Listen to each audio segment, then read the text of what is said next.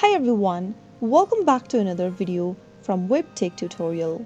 In this video, I'm going to be showing you how to follow someone on ShopPay. So without wasting much of our time, let's dive into the video.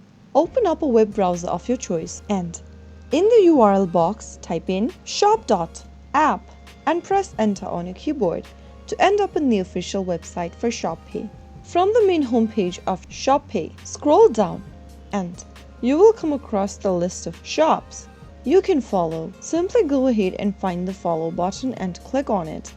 In order to follow a specific shop, you can now go ahead and browse through the categories and find the best product for yourself you want to shop. You can also go ahead and search for a specific item in the search box, and this will then show you the search results it can find with its search engine. It'll show you the related shops where you can find the product that you just typed in. Simply go ahead and browse through the results and find the shop you'd like to follow. Click the follow button in order to start following them. That is how you can follow someone on ShopPay.